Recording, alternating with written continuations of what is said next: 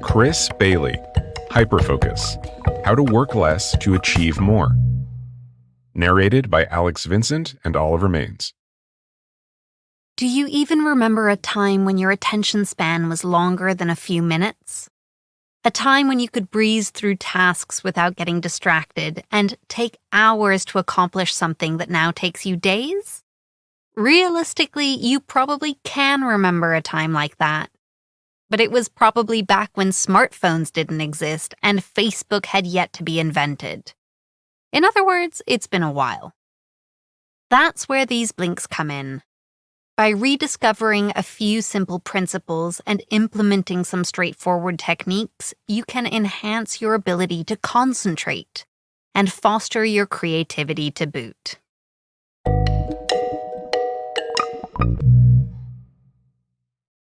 Blink 1 of 6. Think back to the last time you had an unusually productive day at work, when you were on your A game, getting things done with uncharacteristic ease. Days like that might not come too often, but when they do, they're worth examining. But what's so different about them? How do you manage to get so much done so quickly? Well, part of the answer lies in your ability to focus on the task at hand. Instead of seeming like a chore, your work becomes compelling, meaning that every time you look at the clock, another hour has passed. When you're in that mood, your mind's engaged, undistracted, and incisive. In other words, you're hyper-focused. The key message here is, train yourself to enjoy hyperfocus more. Like most people, you've no doubt experienced hyperfocus from time to time. But how can you harness it and make it a regular occurrence?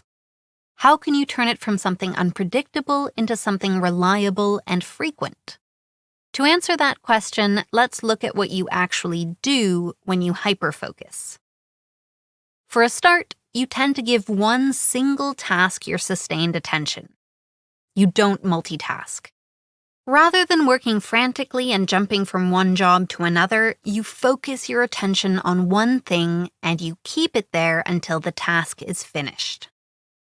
You also avoid all distractions. On normal days, it's all too tempting to open your social media accounts and browse for 20 minutes. But when you hyperfocus, you nix time-wasting behaviors before they even start. That doesn't mean you never notice your mind wandering nor feel tempted to check your phone. You do. After all, you're still human. But rather than succumbing to these temptations, your hyper-focused mind finds it easier to return to the task at hand. Simply put, there are 4 stages in entering and maintaining a state of hyperfocus. First, choose a single meaningful object of attention. Second, eliminate all possible distractions, including internal ones like daydreaming. Then, focus your attention on the task you've chosen to work on. And finally, consciously redirect your mind every time it wanders. If that seems like a tall order, don't worry. In the blinks to come, we'll discuss several concepts and techniques that make hyperfocus easier to attain. Blink 2 of 6. Most things that you do in life require some form of attention. If you want to perform at your best, you have to pay close attention to whatever task is at hand. But there's a problem. Your attention is severely limited. First of all, there's a limit to the number of things you can pay attention to at any one time. Timothy Wilson, a professor of psychology at the University of Virginia, estimates that the human brain picks up about 11 million bits of information every second. But the number you can consciously process at one time? A mere 40. If that limitation wasn't serious enough, there's an even lower ceiling on what you can retain in your short-term memory. At a push, it's about 7 items, including names, dates, or tasks that you need to complete. So knowing these natural limits, how can you work at your best? The key message here is, meta-awareness and intentional focus are key to managing your attention. It's useful to think about your attention as a small, circumscribed area that can easily be filled, a kind of attentional space. Given the size of this space, it makes sense to carefully control what goes into it. When you're in a meeting, for example, your colleague's presentation should occupy your attentional space, not thoughts on what you're going to have for lunch. The problem is that you get so absorbed in your own thoughts that you rarely stop to evaluate them. You unconsciously yield your attentional space to every wandering thought that piques your interest. That's where meta-awareness comes into play. Meta-awareness refers to the ability to step outside your thoughts and become aware of what you're thinking. In this case, you might catch yourself dreaming about your lunchtime sandwich and consciously redirect your attention to your coworker instead. As this example suggests, every time you need to focus, you should have an explicit intention that you can stick to. Whether it's listening to your colleague, finishing a report, or just reading a novel, you should know exactly where you want your attention to be at any given time. That's why meta-awareness and intentions go hand in hand. Meta-awareness acts as a reminder to check in on your attentional space. Intentions show you where to redirect your attention when you need to. Set an alarm to go off every hour, and when you hear it, ask yourself, what was in my attentional space just now? Was it in line with my intentions? Before long, you'll find this kind of thinking has become a habit, bringing you one step closer to frequent hyperfocus. Blink 3 of 6. Picture this. You're at your desk. You're working.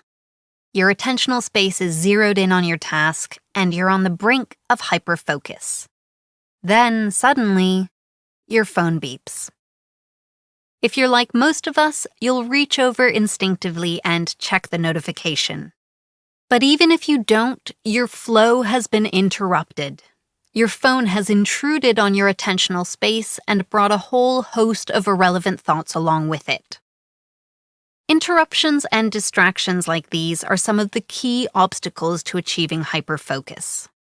Now, you obviously can't safeguard against every potential diversion, but that doesn't mean you should throw up your hands and succumb to every distraction that comes your way. Here's the key message. Achieve hyperfocus by ridding your environment of distractions. Rather than trying to resist distractions in advance, save yourself the trouble and remove the risk ahead of time. So how do you identify a risk? It's simple. Scrutinize your environment and identify anything that's more stimulating and appealing than the work you need to do. The word environment here doesn't just refer to your physical surroundings. If your browser homepage suggests social media sites, consider blocking them or just changing your homepage. If your phone distracts you, consider leaving it in another room. Understandably, not everyone can afford to ignore their phone for hours at a time. Sometimes clients and coworkers call. Sometimes your family needs to get in touch. If that's the case for you, consider switching your phone to airplane mode and reconnecting at regular intervals. That way, you remain contactable, but you won't reach for your phone like an automaton anytime it beeps. The same goes for your emails. If you're collaborating with coworkers, it's just not feasible to neglect your inbox all day. Instead, make a habit of checking your email at regular intervals. Say every hour or every half hour if you must. Again, the point is to put yourself beyond the reach of annoying buzzes and beeps that might interrupt your hyperfocus. And if you find that you're being derailed by irrelevant thoughts, pause for a minute and write down everything that's on your mind. You might produce nothing more than a to-do list, or maybe you'll jot down an interesting idea. Either way, the act of putting distracting thoughts on paper helps to get them out of your head, freeing your attentional space for the task at hand. Blink 4 of 6. Hyperfocus is a powerful tool. The ability to give sustained, intense attention to whatever task you're engaged in gives you an edge in a wide variety of situations. But despite its usefulness, hyperfocus alone isn't enough.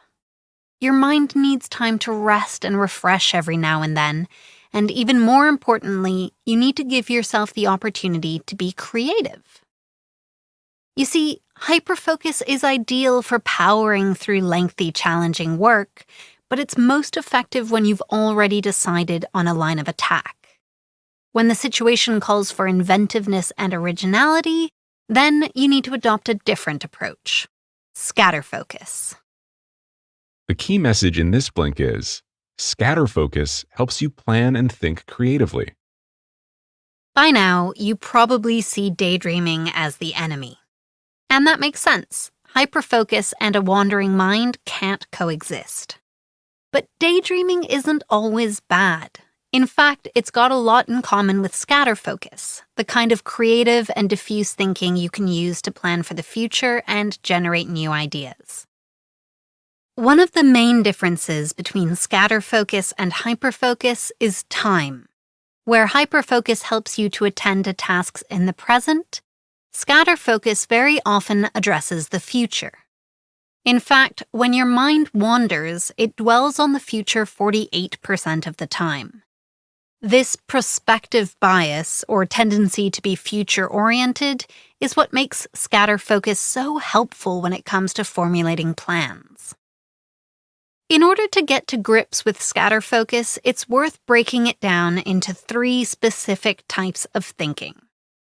The first is capture mode. Capture mode is the most basic and, for many people, the most boring. It consists of taking stock of whatever's on your mind.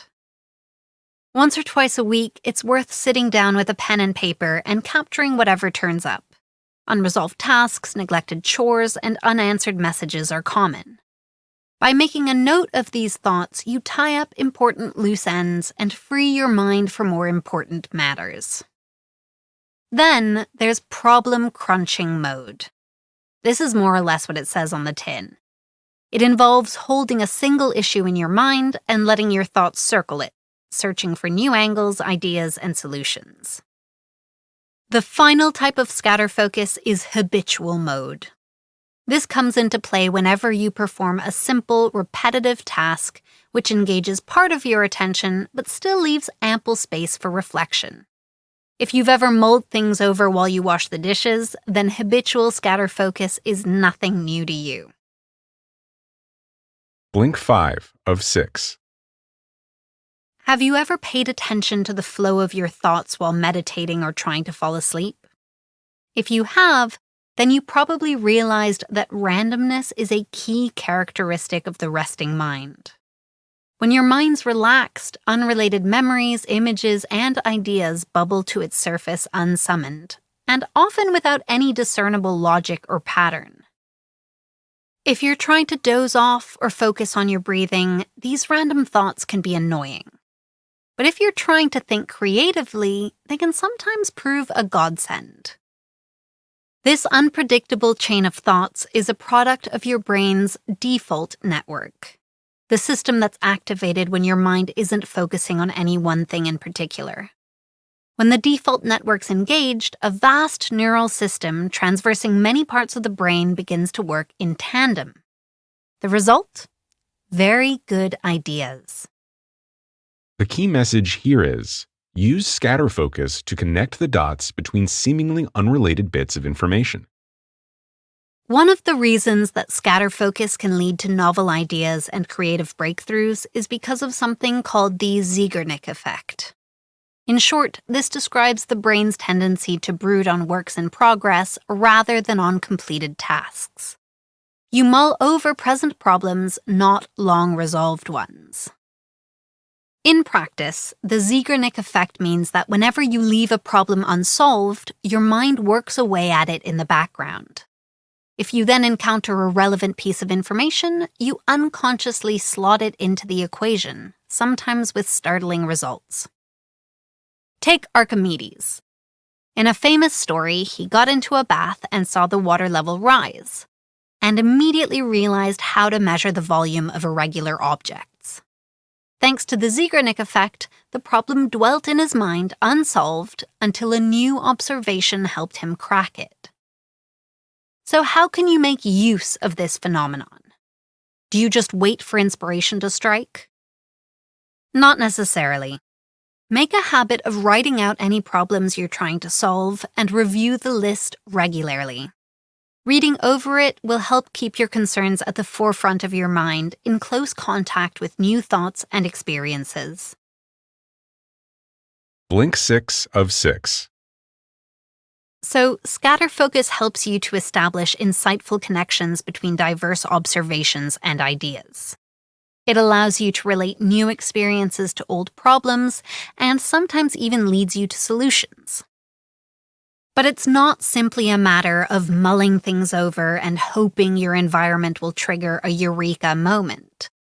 If scatter focus is about connecting dots, then it stands to reason that collecting dots matters too, because the quality of the information you absorb determines the quality of your subsequent insights. Put simply, scatter focus needs good raw materials in order to produce good ideas. The key message here is, nourish your mind to make the most of scatter focus. Unlike your phone, which runs out of memory from time to time, your brain has nearly unlimited storage space.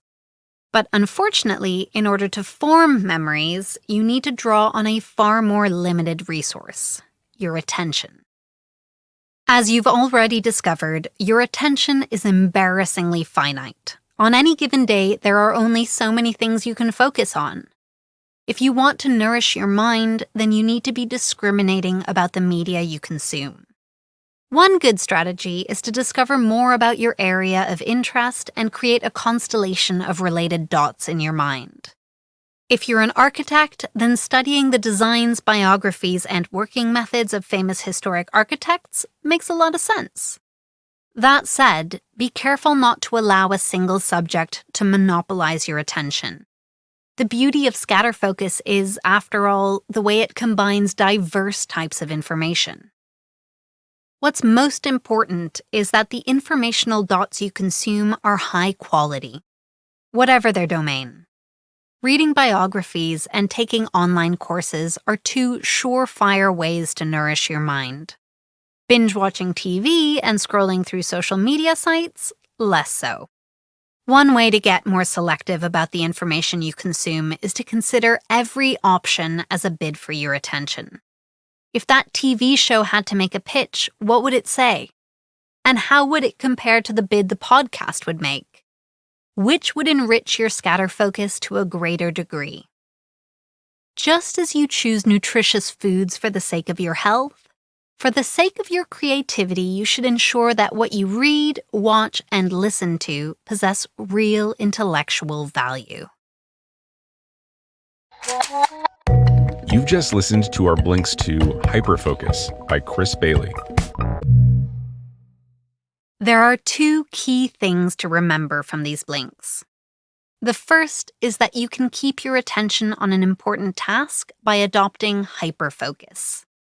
When you hyperfocus, you rid your environment of distractions and become aware of what's occupying your mind. What's more, every time your attention strays, redirect it. The second thing to remember is that scatter focus can help you with tricky problems that require creative solutions. With scatter focus, you allow the mind to wander and make unusual connections. You can help create scatter focus by nourishing your mind and allowing time to reflect. And here is some more actionable advice. Have a cup of coffee to help you hyperfocus. Caffeine and hyperfocus are a match made in heaven. Caffeine keeps you alert and focused. It helps you persevere when work gets boring, and perhaps most importantly, it can improve your performance on a number of cognitive tasks. So the next time you need a burst of intense concentration, make sure you've got a cup of coffee to hand. If nothing else, it tastes wonderful. Have you got any feedback? We'd love to hear what you think about our content. Just drop an email to remember@blinkist.com with Hyperfocus as the subject line and share your thoughts.